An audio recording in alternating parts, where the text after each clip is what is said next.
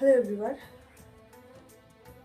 এই পার্সেলটা আমার নিয়েছে 178 টাকা।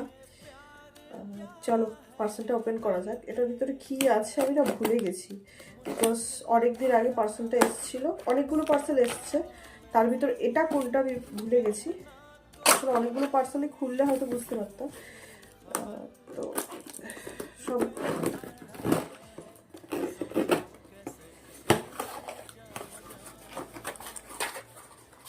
ও এটা একটা লেডিস জিনিস।